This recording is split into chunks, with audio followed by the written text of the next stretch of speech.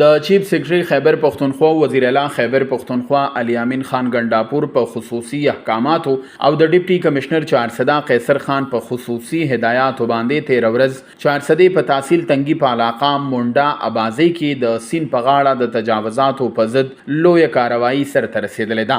په دغه موقع اسسټنټ کمشنر تحصیل تنګي وقاص الرحمن، اډیشنل اسسټنټ کمشنر تنګي فواد احمد خان، سب ډیویژنل افیسر اریګیشن تنګي، اس ایچ او تنګي او د ټیم عملی په شمول د پولیس لویا نپری موجوده و. پښتونخوا ریډیو مردان سره د خصوصي خبرو په موقع ایڈیشنل اسسٹنٹ کمشنر فواد احمد خان تنگی صدا قسمه خبرې وکړي. ये डिस्ट्रिक्ट इंतजामिया की तरफ से भी यही अलर्ट जारी हुआ है। हम सबको ये पैगाम देना चाहते हैं कि आप लोग अलर्ट रहें, कोशिश करें। हमने जितने भी डिपार्टमेंट्स हैं हमारे, खुद ये रेस्क्यू वाले हो गए, हमारे डिपार्टमेंट के पुलिस वाले हो गए, हम सारे भी अलर्ट हैं। कोशिश करें कि हम लोग प्रिपेयर रहें। खुदा ना खास्ता ऐसा कोई मौका हो जाता है तो हम उसको कोशिश करेंगे कि टाइम जिसको हम रिस्पॉन्ड कर लें। लेकिन ऐसा कुछ होने से पहले अगर हम लोग एहतियाती तदबीर अपनाएं तो इससे मेरे ख्याल में बेहतरी होगी। और सबसे अभी जो एहतियाती तदबीर वो यही है कि हम लोग रिवर बेड से थोड़ा सा खुद को दूर रखें।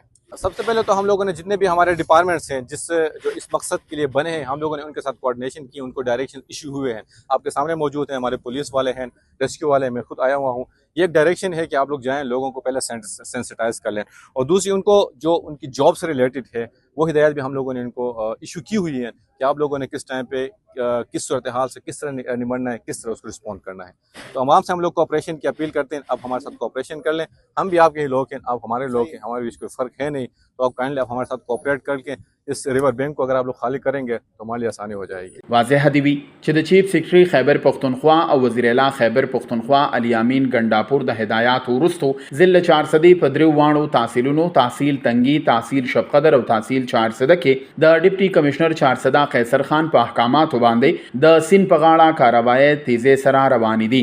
دغه کاروایی دوران د لوی مشیندرې مدد سره د سوات کینال په غاړه باندې قائم شوی غیر قانوني مستقل تجاوزات ختم کړي شوی دي چې پر د علاقې خلکو د ضلع انتظامیه او د صوبایي حکومت شکریا ادا کړې ده.